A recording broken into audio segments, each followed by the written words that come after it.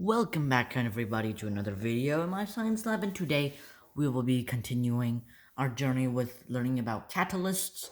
And if you watched the previous video, which I have put a card on screen at the very beginning, I have experimented with potassium, no, not potassium, manganese dioxide and hydrogen peroxide, which is this thing here, which is known as H2O2.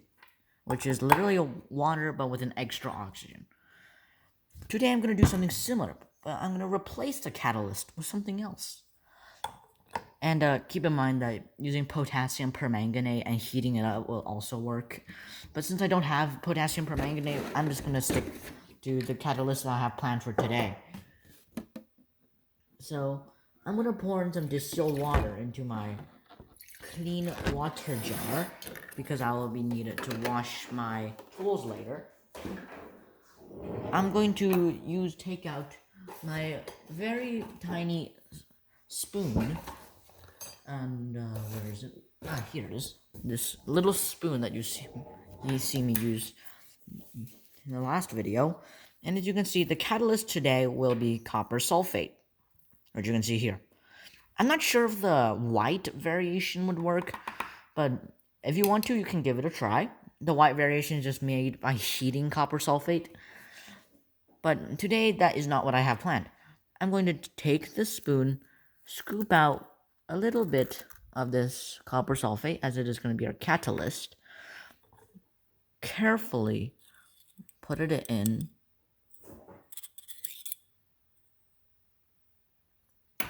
Okay, I'm pretty sure you can do a better job than I did. But that, we will be putting it away because the copper sulfate will be acting as the catalyst today. So now let's pour in hydrogen peroxide. Yeah,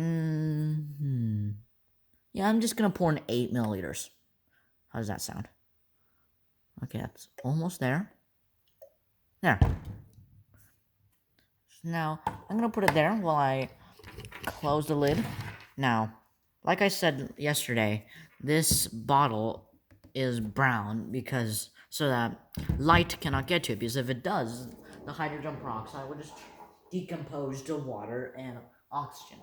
But that process is so slow that it isn't a very efficient way of getting oxygen. So let's shake it up because we want the copper sulfate to be dissolved. Now, as you can see, even though the solution's turned blue, nothing is happening. That's because we need something else to make it work. We need heat.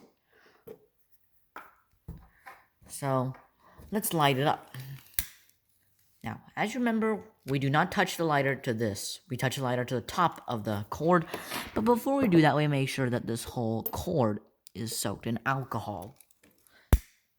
If you're curious, I'm using 99% alcohol, and I would highly recommend that you do so too. And because the flame is flickering, you should wait until it calms down a bit. But because I do not want to waste my time, I'm going to just do it as is.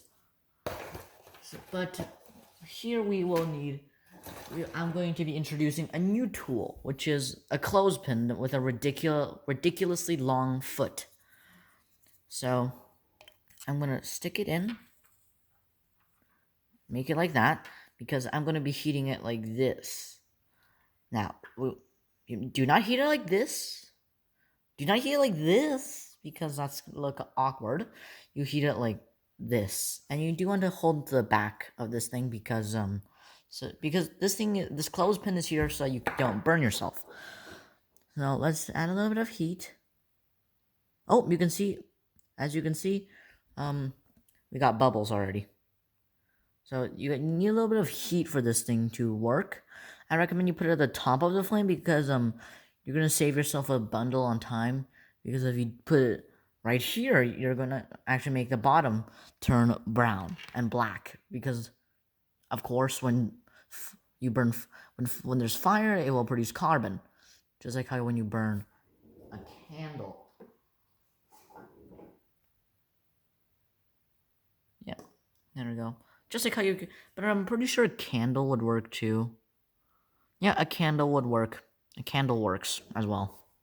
So, but I think this burner works better. But if you do not have one of these burners, you can use it. You can resort to the candle, and as you can see, this flame has calmed down a little bit. Oh, maybe not. So as you can see, we've already got some bubbles, like actually a pretty good amount of bubbles. Now, this is not as efficient as this manganese dioxide method, but it is cheaper because manganese dioxide is obviously more expensive than copper sulfate. And this can still produce oxygen. As you can see, we got a pretty decent amount of bubbles there. And yeah, you may have noticed that I poured out all the water because when I checked in today, the liquid was clear and there's a lot of brown sludge at the bottom, so I kept it because I'm going to be using in later videos to produce oxygen. I think that is enough. So, as usual, we will be putting this out just by doing that. As you can see. So it's gone now. Blow out the candle. And if you watch one of my previous videos, I showed you how to light a candle. I showed you how to light a candle with smoke. While we're waiting for this to cool down and chill, I'm going to take out the clip and I'm going to show you the explanation I showed in the last video. If you do not want to watch it, you can always skip to the end. But if you think that you have a poor memory and that you've already forgotten what I told you yesterday, feel free to watch it again. So, as you can see, I have built a molecule of hydrogen peroxide with 2 oxygens, the red balls, and the 2 hydrogens, the white ones. Now, as you can see, we got a ridiculously long bond connecting the 2 oxygens. Because of that long bond, the oxygens can break very easily. That's what makes it so reactive to make oxygen and to react with light. Now, we're left with these. Because this is unstable, the hydrogen will have to leave and connect with an oxygen, forming water, which is that bluish liquid. It's blue because it's got copper sulfate in it. And the copper sulfate isn't exactly recyclable because you need to let it crystallize, so it's going to take a long time. And we've got this single lone oxygen. So, now, this oxygen is unstable as well, because as you've seen in the chemical formula, oxygen will form the molecule O2. So, I'm going to find another oxygen for it to befriend. There. And now we get oxygen gas. So, that's what we get. We get water. And we get oxygen. So, now this isn't very effective because you need heat for this to work. And you can't exactly recycle this copper sulfate, but you can if you let the water evaporate and let the crystals go to the bottom. But I highly recommend this one because it's much better and it's much faster too. And as usual, let's empty that out. And while it's when it's almost cool down, you can put it in some cold water to let it cool down, and so you can clean off that carbon that's sticking to the surface, and might as well wash it too. Right, let's give it a good rinse. There. Dump it in the waste water container. Put it back where it belongs. Now, so, this video is at an end. Thank you all for watching. Stay tuned for the next video. Stay safe, everyone.